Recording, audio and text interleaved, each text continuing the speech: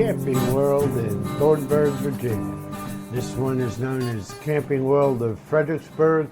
Fredericksburg is 2 exits north on I-95.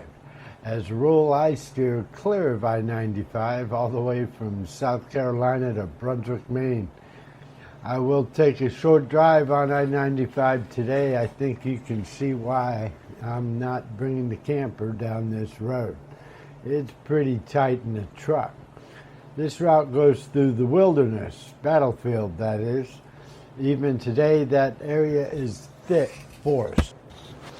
If America has a jungle, it's the area south of Quantico known as the wilderness.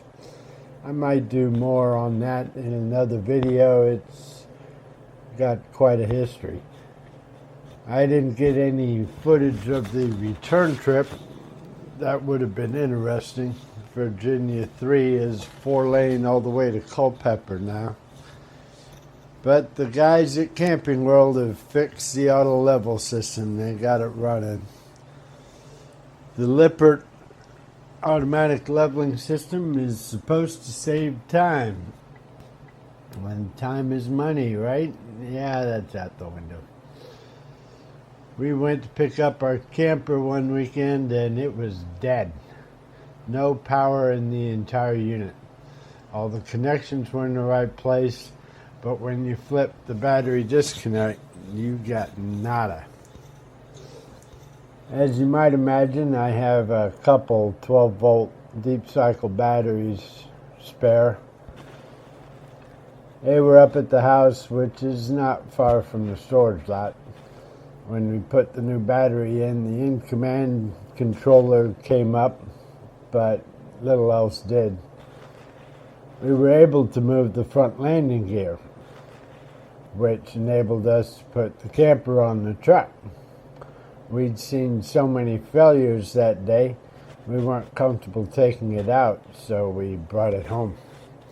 The long and short of all that is that I spent the weekend changing batteries and testing systems and pretty much got into every nook and cranny of the rig looking for fuses. The only thing that did not come back was the leveling system. One of my golf cart batteries has a dead cell. Interstate swapped it out under warranty.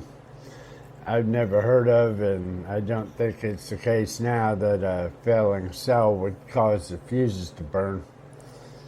But I never figured out what did cause the fuses to burn. With the golf cart batteries, the wires are not easy to move.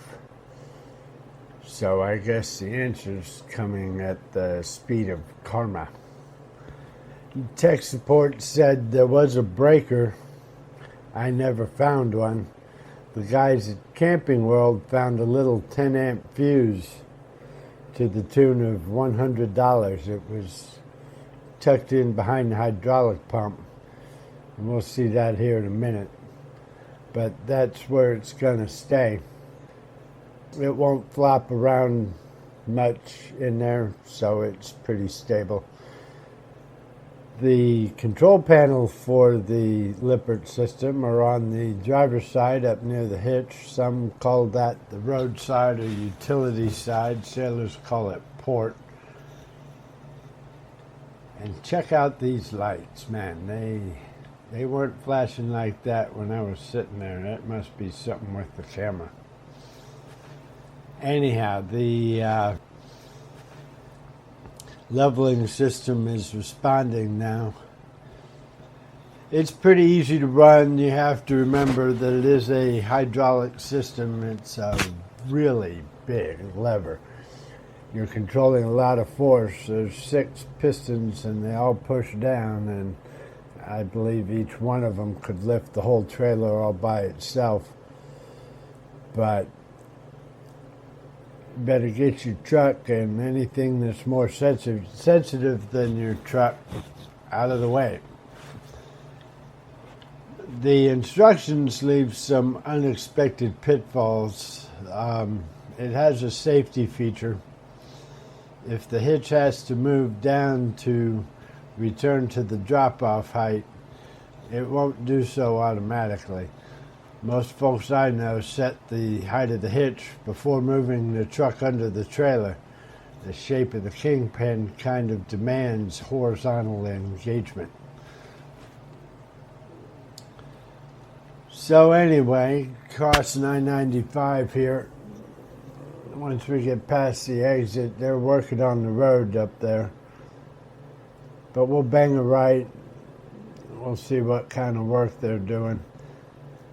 This lot didn't used to be a Camping World. Camping World bought it, so I guess they're dumping some money into the intersection here.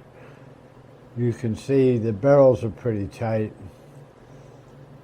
but at least they're making more room for the inexperienced big rig drivers that frequent this road.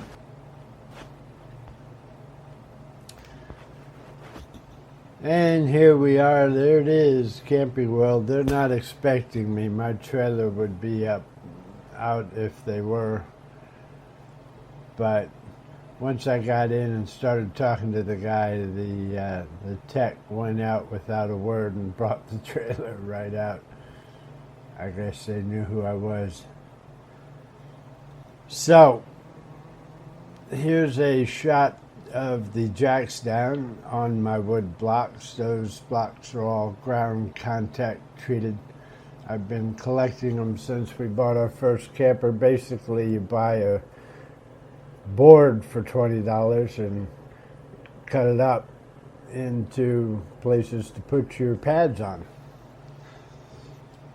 The skill saw that I used to cut them, I've owned that since before I started camping. So there's the side of the fuse right there behind the pump. And I was talking about the instructions. They do not address what to do if the safety feature is engaged. As it turns out, unhook there at the bottom probably means engage hitch. The instructions do warn you about the dip at the start of the leveling sequence. If you're moving the truck by dropping it off or in the drop-off procedure, why would you move it back before it was ready to hitch? Seems the author had not run very many fifth wheels before. Also, if you auto-retract before engaging the hitch, the coach will drop all the way to the ground. It don't care. The jacks will fully retract and that thing will lean right forward. As long as there's nothing in the way, you're okay. It will auto-level from the jacks being fully retracted. I checked that here. Didn't get a video of it though. So the sequence of leveling is backwards from the old legacy method. The old way, you'd have to find some ground that was close and stack stuff to put the trailer on. I used to carry several plywood boards to fine-tune that. But once you get it side to side, the front to back is achieved quite easily with leveling jacks or landing gear. So here we see the state of the leveling system as after it has leveled the camper. So it's pretty even here. It's just a little bit front to back. But when you push those two buttons like you're supposed to, it barfs at you.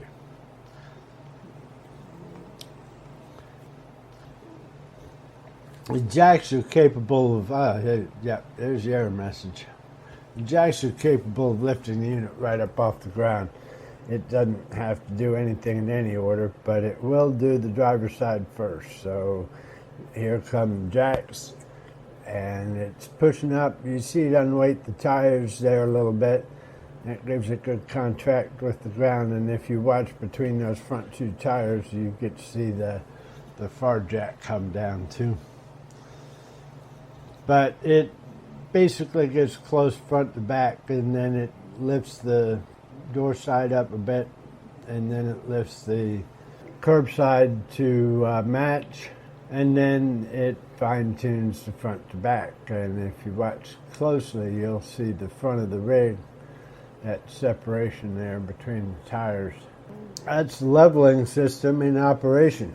It has the side effect of making the camper very stable. You don't feel anybody walking around inside of that thing. We really like that aspect. If you enjoyed the video, give us a thumbs up. Let us know in the comments if you see anything we forgot or have an experience of your own you want to share. That's what the comment space is for there. In any case, this is Bill with Get Down the Road. Like, share, and subscribe. See you later.